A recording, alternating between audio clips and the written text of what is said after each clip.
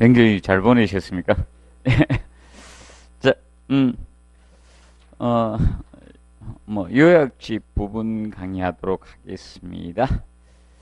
이제, 책, 아직 마지막 교정을 어제 해줘가지고, 이제 찍어 나올 것 같습니다. 그래서 특히, 설비 파트에서 이제 관계 법령 부분 있죠. 이런 부분을 조금 기본세 없는 걸 좀 많이 추가를 해놨습니다. 그래서, 오늘 보시면, 자, 총론 파트부터 보도록 하겠습니다. 건축 총론. 자, 총론은 두 문제 정도가 출제된다 했습니다. 총론 파트는, 자, 두 문제가 기출되는데, 그 한 문제가 무엇이 됩니까? 하중 쪽이에요. 자, 그러면 총론 파트는 건축물에 적용되는 하중에 관련된 문제, 하중 문제적인 측면하고, 그 다음에 건축 구조입니다. 자, 구조. 이제 구조의 특징 개념을 내는 거하고, 두 파트의 형태의 시험 문제가 출제가 됩니다. 그래서 앞전에 난이도는 구조 쪽을 좀 쉽게 내줬습니다. 그래서 가구식 구조, 조적식 구조, 일체식 구조를 우리가 정확히 알고 건식이냐 습식이냐를 아는 그 기준 가지고 출제를 했습니다. 그래서 하중 부분은 시험이 좀 어렵게 나오면 조금 건축 구조 설계 기준을 갖다가 조금 타치하는 그런 지문들이 나올 겁니다. 그래서 너무 어려워하지 마시고요. 답은 의외적으로 여러분들이 기본적으로 알고 있는 것을 답을 유도시킵니다. 그래서 혹시 어려운 지문은 패스를 하십시오. 바로 세모 표시해놓고 바로 패스하고 다른 지문을 풀도록 하는 것이 좋습니다. 자, 그러면 먼저 하중적인 측면에서 살펴보도록 하겠습니다. 하중. 그러면 하중 개념은 기본적으로 보통 일반 지역에서는 일반 지역에서 장단기 하중으로 나눌 때, 자, 그래서 건축물에 지속적으로 제공되는 무슨 하중? 장기 하중. 그래서 장기 하중은 두 가지가 장기 하중에 속한다 했습니다. 일반 지역에서 장기 하중으로 적용되는 것은 그 1번에 무슨 하중? 고정 하중하고요. 그래서 고정 하중하고, 그 다음에 두 번째 하라중. 이 두 가지 개념을 우리가 기본적으로 장기 하중으로 봤다는 점을 항상 기억을 해 두시면 되겠습니다. 장기 하중입니다. 그래서 이 고정 하중은 일반적으로 구조물의 무엇이었습니까? 자중 개념이었습니다. 그 다음에 하라중 개념은 보통 건축물을 점유 사용함으로써 발생하는 하중이 무슨 하중? 하라중 개념이었습니다.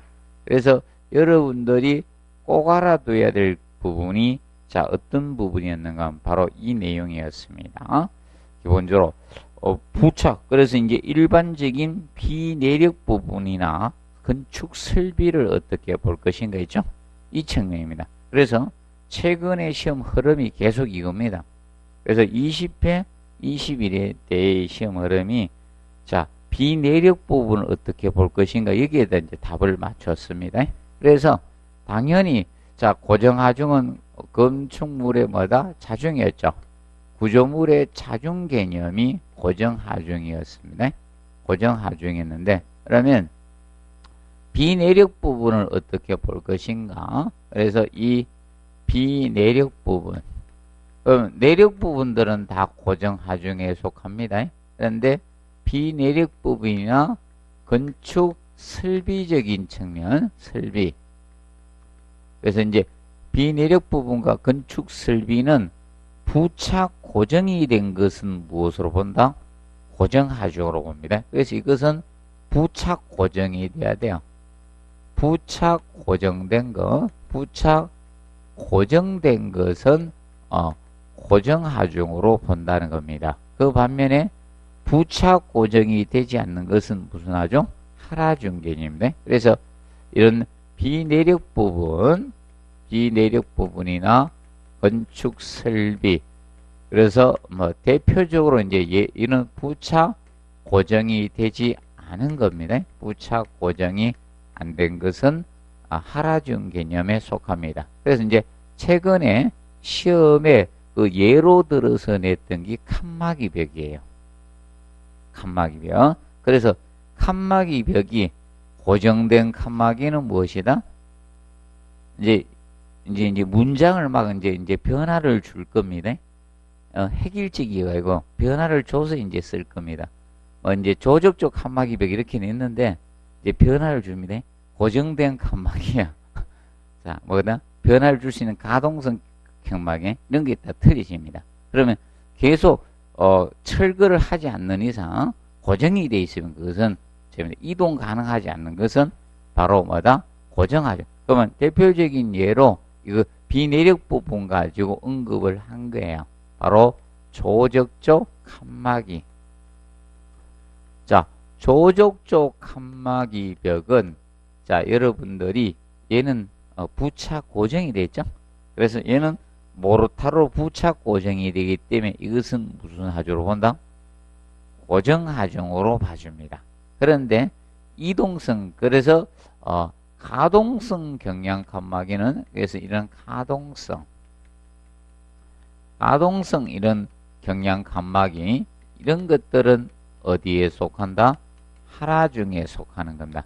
가동성 경량 칸막이 이런 것은 하라중 개념이에요. 그래서 여러분들이 부착 고정 여부를 꼭 기억을 해 두시면 되겠습니다. 부착 여부를 정확히 학습을 해 두시기 바랍니다. 부착되지 않는 부분은 하라중이고 부착된 것은 무슨 하중? 고정하중. 그래서 여러분이 항상 고정하중하고 하라중의 구분은 그걸 꼭 명심해 두시면 됩니다. 자, 그리고 고정하중은 이미 대략 알고 있습니다. 대충 어떻게 되는가 하면 고정하중은 자, 철근 콘크리트 건물이다. 그러면 보통 단위 면적도 이미 체중이 거의 정해져 있어요. 그래서 철근 콘크리트다 하면 1입방미터당 보통 1세제곱미터당 보통 얼마 되는가 하면 2.4톤이 되거든요. 그런 규정이 있거든요. 철골 철근 콘크리트는 2.5톤이고 그런데 하라중은요 애매합니다. 설계를 할 때. 자, 어떤 개념이 있는가 하면 하라중 개념은 자, 여러분들이 같은 아파트라도 어떻게 됩니까?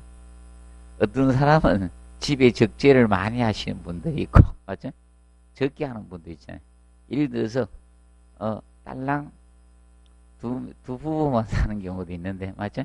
그런데 이 집은 또 대가족주의를 좋아해가지고 올 집에서 다 사는 사람도 있죠. 그렇기 때문에 그리고 자 특색에 따라서 틀립니다. 뭐 많이 사다가 놓아서 적재를 많이 하는 분도 있고 그러겠습니다. 그래서 여러분들 이겁니다. 자 이제 분포 특성을 조금 파악하기 힘든 게 어떻게? 하라중이에요. 하라중은 정확하게 명확하게 규명하기는 좀 힘든 것이 하라중이라고 보시면 되겠습니다. 자 구분을 해 두시고 그래서 일단은 최근에 가장 중요한 것은 이겁니다. 이 흐름이에요. 부착 고정 여부를 가지고 무엇을 따지라? 고정하중과 하라중을 꼭 따져주시는 것을 정확히 알아두시면 되겠습니다. 그래서 설비든 비내력 부분 그러면 내력 부분은 다 어디에 속합니까? 기본적으로 내력 부분은 고정하중. 그럼 내력 부분은 이런 게 내력 부분이에요. 기둥, 보, 슬래브, 벽 이런 거 있죠. 일반 벽체, 철근 공구벽 이런 것이 내력 부분입니다. 그럼 내력 부분 기초나 이런 것은 전부 다 어디에 속한다? 고정하중이고 이제 비내력 부분을 어떻게 볼 것인가? 자 기억하시고 그 다음에 이제 추가적으로 봅니다. 자 마감재는 자 하라중이다 고정하중이다? 마감재 그것도 부착 고정 여부 가지고 따집니다. 그래서 마감재가 부착 고정이 되면 무슨 하죠? 고정하중이 돼. 마감재도 명심하죠.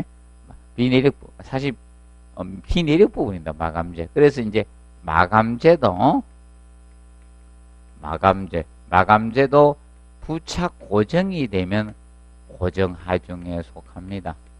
부착 고정된 것은 고정하중에 속합니다. 대표적으로 한번 예를 들어봅시다. 타일이 돼. 자, 여러분, 타일 마감하는 것은 부착을 시켜야 됩니까? 안 시켜야 됩니까? 시켜야 되죠? 그래서 그건 무슨 하중이다? 고정하중이다. 자, 미장 공사를 했습니다. 무슨 하중이다? 고정하중입니다. 미장이 붙어 있어야죠. 발라놨는데 공간 이격식이 떠 있습니까? 그래서 그걸 명심하세요. 부착 고정이 되면 고정하중. 부착 고정이 안 된 것은 하라중. 이렇게. 그럼 예를 들어서 바닥에 양탄자 마감을 해놨습니다. 그럼 무슨 하중? 양탄자. 카페트 깔았습니다. 하라중입니다. 그런 것은 하라중이다. 이렇게 봐두시면 되겠습니다. 정리를 해 두시기 바랍니다. 기억해도, 그 다음에 그래서 1번 개념을 다뤘고요. 그 다음에 2번에 건축물의 구조, 자, 골조의 자중을 우리가 고정하중이라고 했습니다. 자, 그리고 거기 3번에 보시면 건축물 및 공작물의 각 부분의 고정하중은 각 부분의 뭐다? 실상에 따라서 산정을 우리가 하게 됩니다. 그리고 각 부분의 중량은 사용하는 재료의 밀도나 단위 최적 중량이나 조합 중량을 사용해서 산정하는 경우도 있다. 그러면 그 대표적으로 이겁니다. 얘는 저걸 기억하시면 됩니다. 자, 그래서 철근 콘크리트는 보통 이 자체 무게를 우리가 이렇게 정하고 있다 했죠. 2.4톤 단위 체적당 중량으로 보통 산정을 해줄 수도 있습니다. 단위 체적당 중량. 그러면 보통 철근 콘크리트는 2.4톤 정도로 봐주고, 그 다음에 이거는 RC조라 했죠. RC조는 이렇게 봐주고, 그 다음에 철근 콘크리트 구조는 뭐였습니까? SRC죠. 철근 콘크리트는 SRC조는 요건 2.5톤이 됩니다. 2.5톤. 그래서 단위 체적당 중량으로 구할 수도 있다는 점 같이 공부해 놓으시기 바랍니다. 그러면 고정하중이 많이 나가는 건물은 무슨 구조다? 일체식 구조. 보통 일체식 구조들이 고정하중이 많이 나간다. 기억을 하십시오. 그래서 일체식 구조들이 고정하중이 커요. 일체식 구조. 그래서 일체식 구조가 고정하중이 큽니다. 큰 건축물에 속한다는 측면을 공부 같이 해 두십시오. 그리고 하라중, 자, 적재하중 개념. 그래서 하라중, 적재하중은 뭐 함으로 생기는 거다? 점유 사용함으로써. 건축물을 점유 사용함으로써 발생하는 하중이라 했겠죠? 점유 사용함으로써 생기는 게. 점유 사용함으로써 자, 발생되는 하중이 무슨 하중이다? 하라중이에요. 발생되는 하중이 하라중이죠. 그런데 주의할 점은 이겁니다. 자, 발생을 예상된 최대 하중으로 해야 된다. 최소로 평균으로 해야 된다. 최대.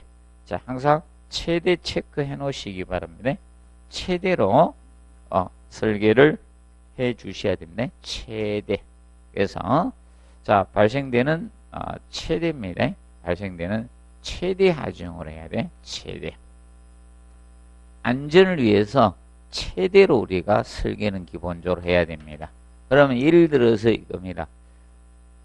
자, 예를 들어서 이제 우리가 있죠. 주택의 거실 용도는 얼마다? 2kN per 제곱미터 이렇게 했잖아요. 그럼 그걸로 설계하라는 거예요. 최대로. 최대로 설계하고, 그러면 사실 2kN per 제곱미터가 안 들어가잖아요. 1제곱미터당 0.2로 봐줍니까? 안 봐줍니까? 0.2로 200kg 정도로 설계를 하지만 실제 여러분들 집에는 200kg가 안 들어가 있습니다. 단위 면적당. 그렇기 때문에 최대로 설계한다는 점을 꼭 알아두시고요. 그 다음에 자, 3번에 보시면 이제 우리가 보통 건축물의 용도에 따라서 달라집니다. 그래서 하라중은 우리가 알아두실 것이 이겁니다. 자, 그래서 이제 등분포 하라중이죠. 이 등분포 하라중하고 하라중은 사실 집중 하라중 두 가지가 있지만 기본적인 등분포 하라중에서 자 주택은 자 이렇게 주택 용도는 거실 용도 거실 개념하고 이걸 정확히 하면 되네. 거실은 얼마로 설계? 2kN per 제곱미터로 설계를 들어갑니다. 그런데 공용실, 공동주택의 공용실만 예외 조건이죠. 공동주택의 공용실은 얼마로 설계한다?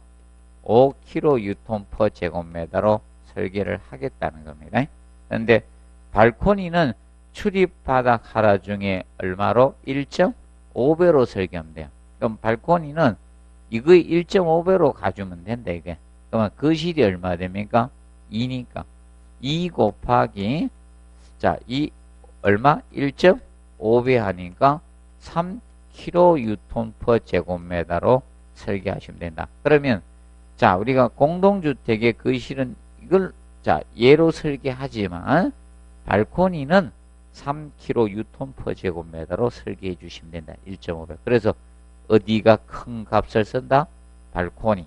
자, 발코니는 특히 사변 고정 슬래브 개념이 아니에요. 사변이 고정된 슬래브가 아니고요. 보통 1변 고정이나 2변이나 3변 고정 슬래브로 설계를 합니다. 4변 고정 슬래브로 설계가 안 돼요. 그리고 이삿짐이 이리 올라오기 때문에 안전을 위해서 1.5배로 설계를 해주고 있다는 겁니다. 그래서 발코니가 거실보다 큰 값으로 설계된다는 점을 항상 기억을 해 두시면서 최대는 5가 돼야 돼요. 최대는 5kN per 제곱미터입니다. 자, 그래서 발코니는 이걸 넘어서는 안 되고 최대는 5 정도로 봐주고 있다는 점을 자 학습을 해 두시고, 그 다음에 계단의 경우 계단은 보통 이렇게 설계합니다.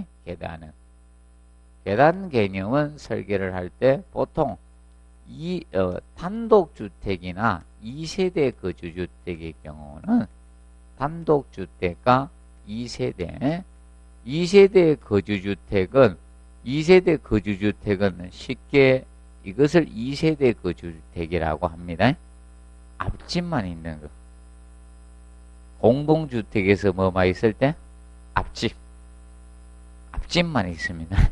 다른 집은 없습니다. 계단실에, 여기서 이제 현관문을 서로 마주 보고 있잖아요. 그래서 앞집만 있죠. 앞집이라 합니까? 옆집이라 합니까?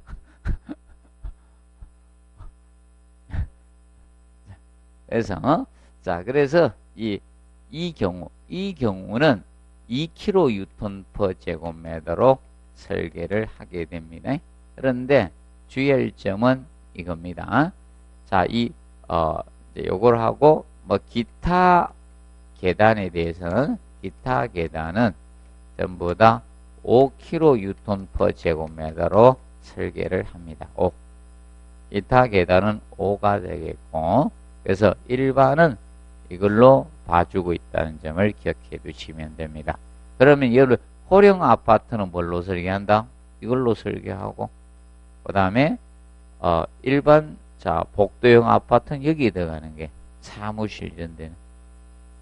나머지 계단이 이겁니다. 왜 그런가 하면, 재난시 어디로 피난을 가야 되기 때문에 계단입니다. 계단으로 피난을 가야 됩니다. 그런데 2세대 거주주택은 다 내려와도 인원이 얼마 안 돼. 2세대는 양쪽 집, 두 집밖에 없으니까. 그런데 일반 빌딩 같은데, 백화점 이런 데 나오면 어떻게 확 몰리죠? 엄청난 인원이에요. 문제가 되기 때문에. 그래서 그런 데는 안전을 위해서 5kN per 제곱미터로 설계하라는 거예요. 그래서 기본적으로 좀 구분을 좀 해 두시기 바랍니다. 자, 그리고 그래서 그거는 기본적으로, 자, 현재 흐름이 어느 쪽이었었는가 이것입니다. 이걸 내다가 이 등분포 하라중 개념을 내다가 지금 이걸로 간 거야. 고정 여부가 가지고 패턴으로 바뀌었습니다. 그리고 계속 패턴이 일정하게 낼 수는 없어요. 그러면 다르게 변화할 수도 있으니까 그거에 대한 대비를 조금 더 하셔야 됩니다. 그래서 그 4번에 체크하시고 건축 구조물은 등분포 하라중과 집중 하라중 중에서 구조 부재별로 더 큰 하중 효과입니다. 꼭 체크마다 더 큰 하중 효과입니다. 효과를 발생시키는 하중에 대해서 설계하라 이게. 그럼 집중이 크면 집중으로 설계하고 등분포가 크면 어떻게? 등분포를 기준으로 설계하라는 거예요. 그래서 작은 것을 가지고 기준 설계하는 게 아니고 뭐다? 큰 하중 효과를 가지고 설계를 해 주시면 되겠습니다. 그 점 명심을 해 두세요. 자, 그리고 명심하세요. 하중은 얘들이 기본이에요. 고정과 하라중이. 그래서 이걸 꼭 잘 기억을 하셔야 됩니다. 이걸 잘 기억하셔야지 시험 치는데 어려움이 없습니다. 자, 그리고 약간 변화는 있습니다. 문장을 똑같이 만들 수는 없기 때문에 변화가 있기 때문에 그건 유도리를 조금 생각해서 접근을 해 주시면 됩니다. 자, 그리고 자, 세 번째 이제 적설하중. 그러면 장기하중 기본적으로 이 몇 가지 두 가지가 건축물에 사용되는 장기하중 개념이 됩니다. 장기하중이고요. 그 다음에 이제 세 번째 이제 적설하중. 자, 이제 건축물의 단기하중에 사용되는 하중들이 뭐 대표적 여기 나오는 적설하중, 스노우로드, 적설하중 개념이 있고, 그 다음에 자, 네 번째 보시면 무슨 하중? 지진하중이 있죠. 지진하중. 그리고 풍하중이 있습니다. 그리고 기타적으로 들면 충격하중이나 기타 하중들은 많아요. 있는데, 그래서 기본적으로 이제 얘들은 종합문제 지문은 언급이 될 수 있다. 자, 그래서 이제 적설하중, 지진하중, 풍하중 이런 것들이 여기에 속합니다. 그래서 초반에는 개념 구조물의 자중을 아느냐 모르느냐 고정하중을 아느냐 모르느냐 장단기하중 이런 거 다루다가 이제 요새는 조금 세부적으로 들어가고 있는 겁니다. 그러면 적설하중은 우리가 이것이 적설하중이죠. 지붕 위에 쌓이는 눈의 무게가 무엇이다? 적설하중이 기본입니다. 자, 그런데 주의할 점은 이겁니다. 간혹 가다가 자, 보통 아파트는 지금 어떻습니까? 발코니, 여러분들 용어로 베란다. 베란다 써서는 안 되는데. 그래서 혹시나 분양하는 데 가서 베란다 확장형입니다. 진짜 베란다를 확장해 주냐고 물어보십시오. 그러면, 깜놀할 겁니다. 진짜 해주면 계약할게. 이러면서. 그리고 설명을 해주세요. 베란다가 뭔지. 베란다는, 이게 베란다입니다. 자, 이렇게 간혹가다 주상복합 건물을 치면요 앞에 베란다가 있을 수가 있습니다. 어떤 경우가 자 밑에는 상가 용도고 위에가 만약에 이렇게 아파트를 주상복합 건물 이렇게 지어 올라갔습니다. 그러면 여기가 밑에는 상가하고 위에가 주상복합 아파트로 지어지면 여기가 옥상이죠. 이 옥상인데 여기가 이제 아파트 이렇게 지었잖아요. 그러면 여기가 베란다예요. 이게 베란다입니다. 그래서 진짜 베란다 확장해 주냐고 물어보시면 베란다 확장은 무진장 커집니다. 그래서 한번 그걸 해야 됩니다. 베란다가 뭔지 좀 알고 분양하라고. 베란다 확장형이라고 있기 때문에 앞에 베란다 앞집이 있죠? 지붕을 만들어가 그걸 다 확장해 주겠다는 겁니다. 그럼 베란다가 있으려고 하면요, 경사지에다가 이렇게 지으면 베란다가 생기겠죠? 이렇게 경사지에다가 건물을 이런 식으로 이렇게 지어 올라가 말이죠. 건물이 이렇게 지어 올라가야지 앞에 베란다가 다 있잖아요. 맞죠? 건물을 이런 식으로 지어버리면 경사지, 경사지 이렇게 지어버리면 앞에 이게 다 있습니다. 베란다가 있습니다. 자, 그래서 이제 알아두실 거, 이제 적설하중은 우리가 기억하실 것이, 자, 이제 다설 지역에서는 뭘로 본다, 얘를? 장기하중으로 봅니다. 다설 지역이 조건이 주어지면 이때는 장기하중으로 보겠다는 겁니다. 장기하중으로 봐주고, 그런데 주의할 점이 이겁니다. 거기 2번에 보시면, 자, 적설하중 계산에서 눈의 단위 중량, 적설 깊이, 지붕의 형상 경사도. 그래서 꼭 기억하실 게 이겁니다. 지붕의 형상 영향을 받죠? 지붕의 형상이나 경사도의 영향을 받는 거. 경사도가 기울기 아닙니까? 네, 물매.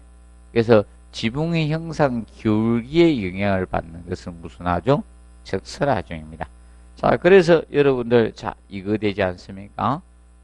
이렇게 지붕이 이렇게 되느냐, 이렇게 되냐 차이가 있는 거 아닙니까? 그래서 다설 지역에서 눈이 많이 오는 지붕은, 자, 지역에서 지붕은 경사가 심하죠. 경사지게지는 거고, 눈이 안 온 데는 뭐 평지붕 이렇게 할 수 있다. 그래서 명심해 두죠. 자꾸 언급을 해요, 이걸. 지붕의 형상에 영향을 받는 것은 무엇이다? 자, 이런 적설하중이네. 적설하중. 제발 지진하중이 지붕의 형상에 영향을 받지 않습니다. 자, 그러면, 자, 예를 들어서 이겁니다. 지붕의 형상이 만약에 지진하중에 영향을 받게 되면, 지진 많이 오는 데의 건축물들은 지붕이 특성이 있어요?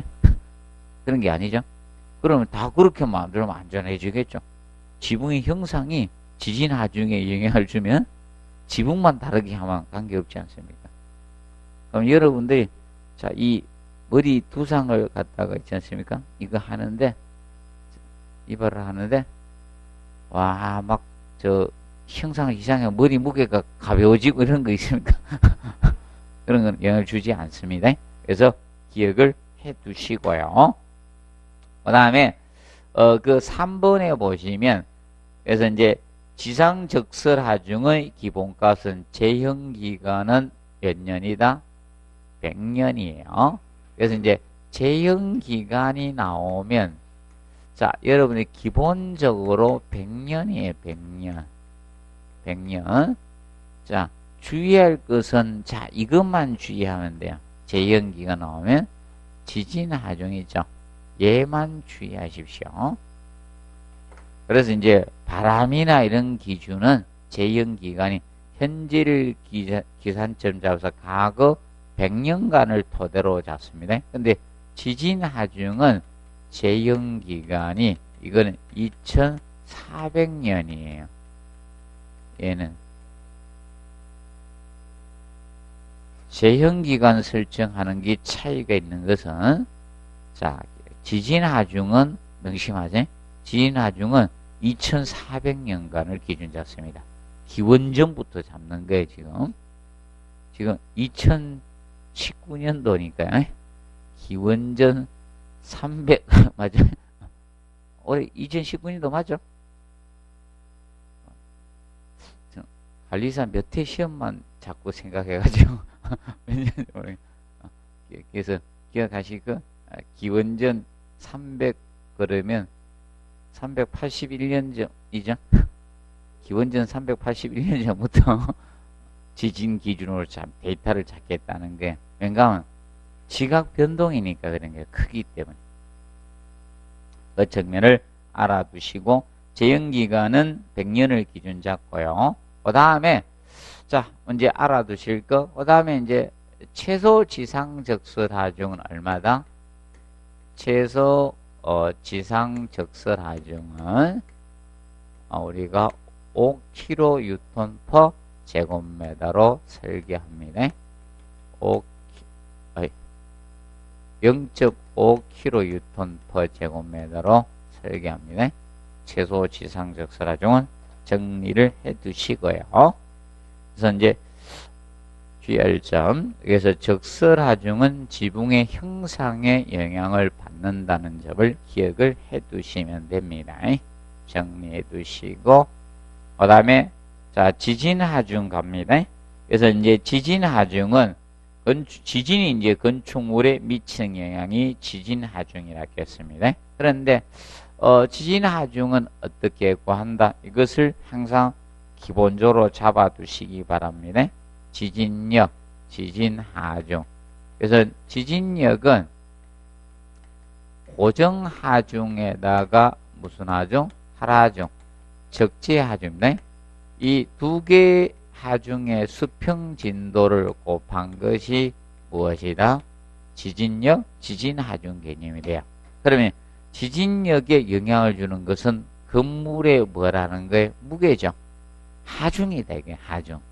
하중이 가장 영향을 많이 줍니다. 그래서 이걸 다르게 이야기하면 건축물의 무엇이다? 질량이야. 건물의 질량입니다. 건물의 질량에다가 지진 하중이 영향을 주는 건물의 질량에다가 지방 가속도를 곱한 거거든요. 지방 가속도. 그래서 이제 지진 하중에 영향을 많이 주는 것은 무게예요. 무게하고 다른 개수들이에요. 응답 개수들. 이런 것들이 영향을 주는 거예요. 지진 하중. 그래서 그걸 명심을 해 두시면 됩니다. 그래서 지진 하중은 재벌의 건물의 형상하고는 관계가 없습니다. 지붕 형상. 지붕 형상이 영향을 주는 것은 아니라 건물의 무엇이다? 질량, 무게예요. 무게가 영향을 많이 줍니다. 같은 지진이 오더라도. 그래서 그 측면을 정확히 이해해 주시기 바랍니다.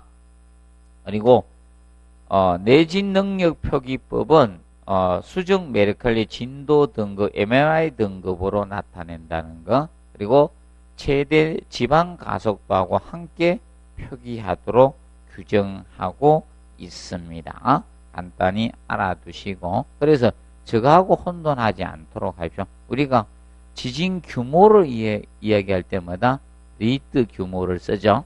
그런데 이것은 내진 능력 표기법입니다. 내진 능력 표기법은 수중 메르칼리 진도 등급으로 나타내고 있다는 것을 우리가 간단히 알아두시고, 그 다음에 내진 기본적으로 할 때 설계 기준에서 몇 가지가 있다? 세 가지가 있다. 내진, 재진, 면진 개념이 있습니다. 그러면 구조물의 강성을 확보하는 기술이 무엇이다? 내진이고, 그래서 이제 별도의 장치를 이용해서 지진력을 갖다가 흡수해 주는 기술이 무엇이다? 재진입니다. 그래서 재진이 초고층 건물은 이걸로 간다겠죠? 초고층 건축물의 내진 설계가 바로 재진입니다. 재진. 그래서 이 초고층 건물은 재진으로 가게 되는데 바로 재진 장치를 이용한다 했습니다. 재진 장치. 재진 장치가 동조 질량 감색이라는 거예요. 동조 질량 감색입니다. 그래서 여러분들 보통 이거예요. 그래서 초고층 건물은 전망대가 위에 없습니다. 최고 위층에 없습니다. 전망층이 항상 몇 개 층 밑에 있죠. 위에 층엔 딴 거 들어있어요. 재진장치 설치하고 다른 거 있습니다. 다른 실들이 있습니다. 그래서 보면 여러분들 저 봅니다. 자, 제2롯데월드도요. 전망층이 120 몇 층인데 몇 층에 있습니까? 118층에 있죠. 전망층이 118층에 있습니다. 위에는 저거 재진장치 설치해 놨습니다. 그래서 자, 이 재진장치를 이용해서 진력을 흡수해 주는 것이 바로 재진기술이다. 그 점 알아두시고요. 그 다음에 면지는 자, 보통 집안하고 구조물의 진동을 분리한다 했죠. 그래서 보통 면진 개념은 보통 저걸 탄성 재료를 이용하는 겁니다. 건축물이 있고 그 다음에 집안이 있을 때 지방과 이 구조물 사이에다 탄성 재료를 이용을 해가지고 이 탄성 재료를 써가지고 적천고무거든 써서 어떻게 집안의 진동과 구조물의 진동을 인위적으로 다르게 하겠는 것이 바로 면진기술 개념이 됩니다. 그리고 7번에 보시면 내진 설계 개념상, 그러면 내진 설계상 우리가 정확히 구분 좀 해두시면 됩니다.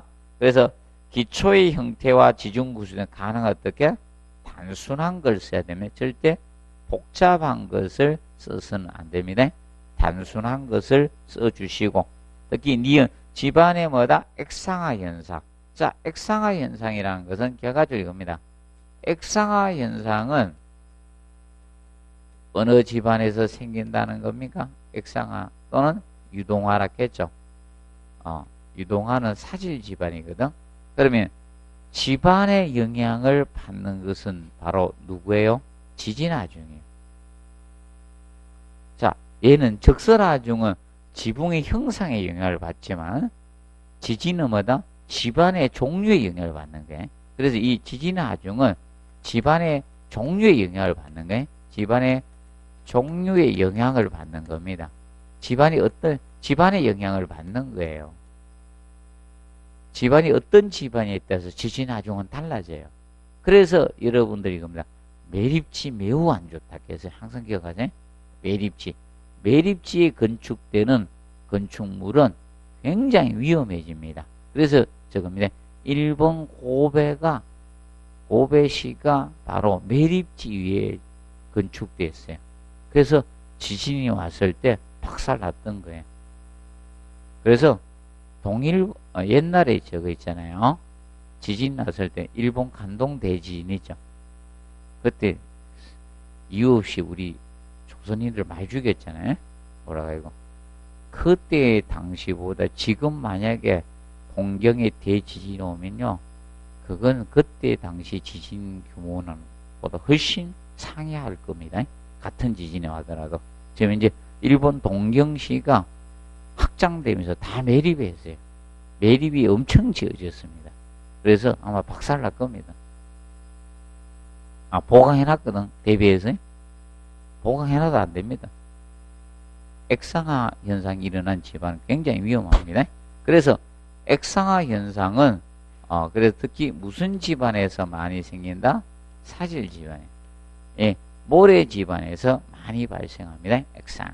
그래서 이제 액상화 우려가 되는 집안의 건축 특히 주의해 주셔야 됩니다. 그래서 액상화 우려가 있는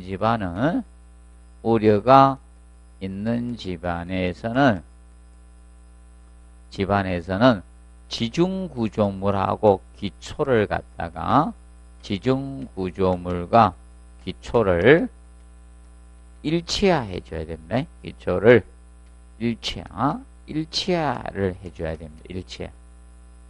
그래서 이제 분리시키면 안 되고 일치화시켜 주셔야 됩니다. 일치화해 주는 것이 좋습니다. 그 점 같이 공부 학습을 해 놓으시기 바랍니다. 그리고 반력으로 작용되는 무게가 적을수록 지진력은 적어지기 때문에 아까 했죠? 지진력이라는 것은 뭐였습니까? 고정하중에다가 하라중 두 개 합에다가 수평진도를 곱했습니다. 그렇기 때문에 무게를 최대한 줄여주는 것이 좋다는 겁니다. 무게는 최대한 줄여라. 그래서 디귿까지 두 번 언급을 했습니다. 2번 정도 언급을 했고요. 그 다음에 리얼은 한 번 출제가 됐습니다. 평면 계획 시 비정형 평면보다 무슨 평면? 정형 평면 계획으로서 비틀림 효과를 없도록 해주시면 되겠습니다. 그리고 필로티 구조는 내진 설계상 불리합니다. 필로티 구조. 자, 그리고 알아두실 거, 자, 거기다 써놓으세요. 자, 필로티는요, 이거는 일반 지진 하중을 고려하지 않습니다. 이거는 특별 지진 하중을 고려해야 돼. 이거는 특별 지진 하중으로 해야 됩니다. 특별 지진 하중을 고려하셔야 됩니다. 굉장히 위험합니다. 그래서 우리나라도 지금 현재 이거잖아요. 지진이 자꾸 나니까, 자, 저기, 뉴스에 나오죠. 제 이야기하고 비슷한 이야기가 나오죠. 6에서 7 정도의 지진이 올 수 있다라고 뉴스 나오던데, 앞전에, 어제 오니까. 우리나라 올 수 있습니다. 그래서 내 그 전제 조건을 깔아드렸습니다. 일본에서 지진이, 앞전 동일본 대지진이 있죠. 그보다 큰 지진이 와야 돼요. 9.2에서 9.5 사이의 지진이 오면 우리나라에 옵니다. 그러면 그때 되면요, 빨리 단독주택 사시는 분들 빨리 이사 가세요. 혹시 단독주택 사시는 분들 있습니까? 없죠? 단독주택은 지진이 굉장히 취약합니다. 그리고 자, 튼튼한 아파트는 가르쳐 드렸습니다. 2005년 이후입니다. 이후에 사업계획 승인을 받은 아파트로서 공급을 한 2009년이나 이 정도 공급됐을 거예요. 15층 이상 되는 아파트가 그때부터 내진 설계를 똑바로 했어요. 강화된 내진 설계를 했습니다. 그때 또 저기 인도네시아 그 지진이 있었잖아요. 2000몇 년도 앞에. 그래서 2005년 이후에 우리는 조금씩 늦어요. 막장. 그래서 그 15층 이상 되는 아파트가 내진 설계를 똑바로 했습니다. 그래서 우리 아파트는, 제가 지금 살고 있는 아파트는 제가 강의가로 간다고 제가 안 해가지고, 확인을 안 해가지고 들어가 있는데 의심스럽습니다.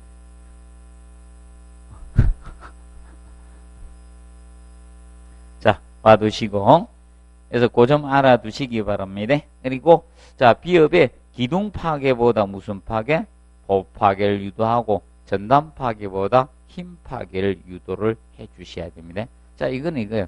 기둥이 파괴되면요, 전단 파괴는 일시에 붕괴되는 거예요. 이 전단 파괴는 이렇게 파괴되는 거고, 힘 파괴는 이렇게 늘어나. 힘 파괴 늘어나면서 철근은 어떻게 됩니까? 늘어나면서 파괴되죠. 철근은 쭉 인장력이 쭉 늘어나면서 천천히 파괴돼. 근데 전단 파괴는 탁 파괴되는, 기둥이 파괴되는 거야.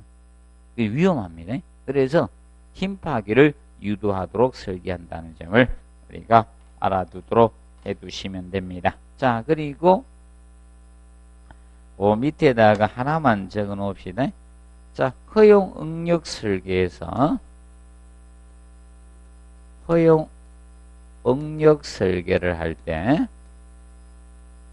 그래서 허용 응력 설계를 할 때는 지진 하중 계수를 0.7로 봐줍니다.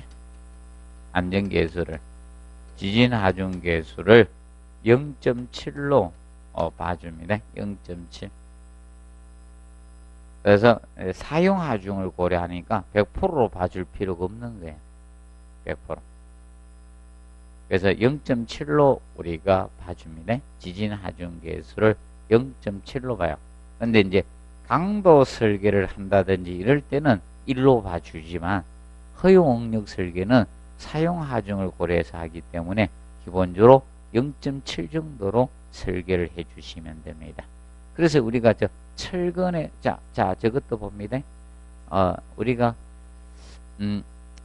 철근에 강도할 때 저거 했었죠. 항복 강도하고 인장 강도 했죠. 철골이든. 그러면 항복 강도는 항복점에서 받을 수 있는 강도거든. 그러면 인장 강도는 떨어질 때까지 견디는 강도가 인장 강도예요. 그러면 인장 강도를 100으로 보면요, 항복 강도 한 70 정도밖에 안 되거든. 70. 그래서 기본적으로 지진 하중 계수를 얼마로 본다? 0.7로 본다는 점 기억을 해 놓으십시오. 그리고 자, 그 다음에 5페이지 보면 하중의 풍하중에 대해서 해놨습니다. 자, 풍하중은 자, 일반적으로 행력으로 작용되죠. 근데 이제 풍하중은 건축물의 높이가 높아짐에 따라서 어떻게 증가될 수밖에 없고, 그런데 풍하중은 자, 이거예요. 자, 여러분들 어떤 지역은 바람이 잘 불고 어떤 지역은 바람이 잘 안 불죠. 그렇습니까? 예, 어느 아파트 단지는 시원한데 어디는 가만 더워 죽겠죠. 그래서 얘는 풍화중은 지형에 영향을 받죠. 이거는 지형에 영향을 받는 게 풍화중은. 자, 그런데 여러분입니다. 지진은 집안의 종류에 영향을 받죠. 집안의 종류에 영향을 받는 것은 무엇이다? 지진하중이고.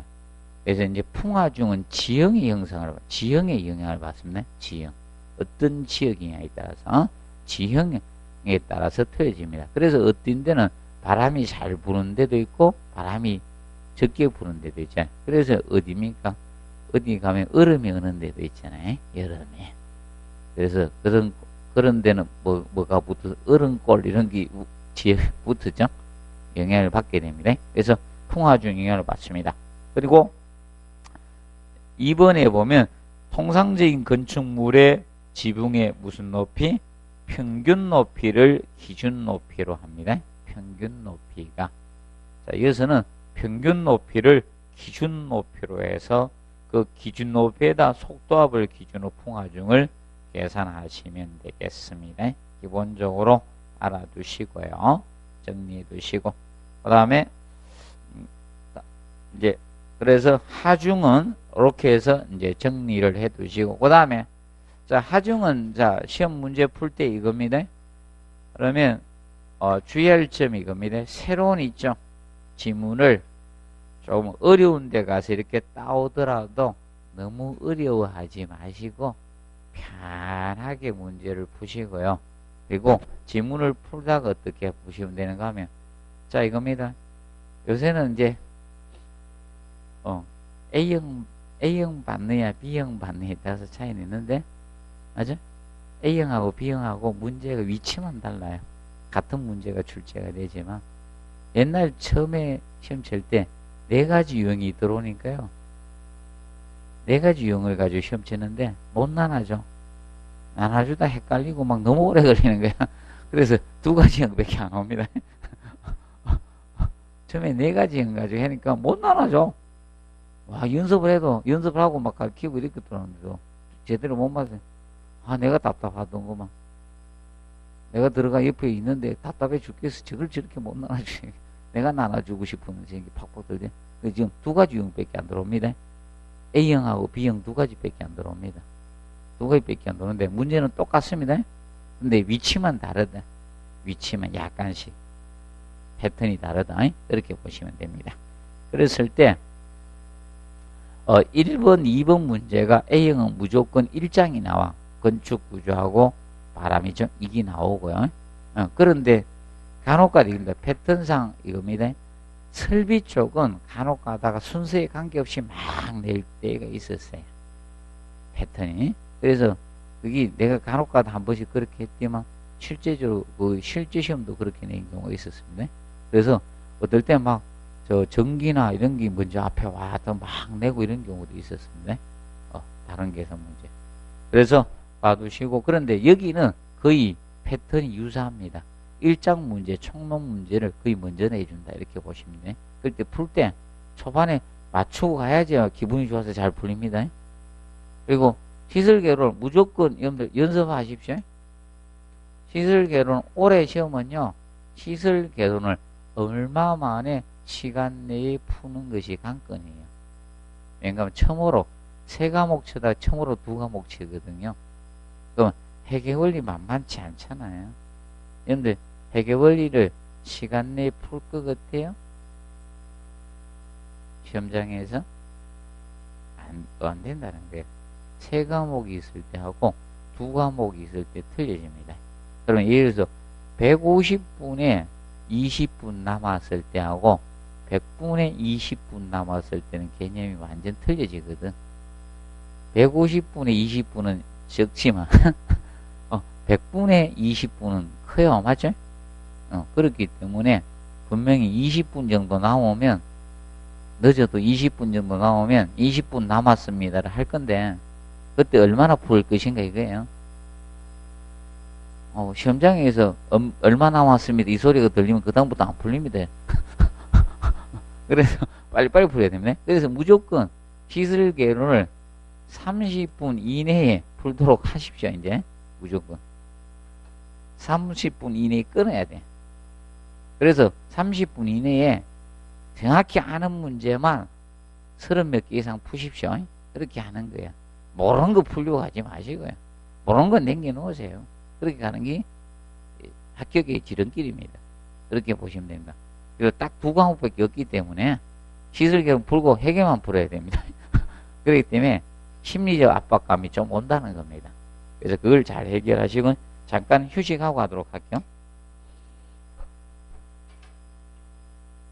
아, 참.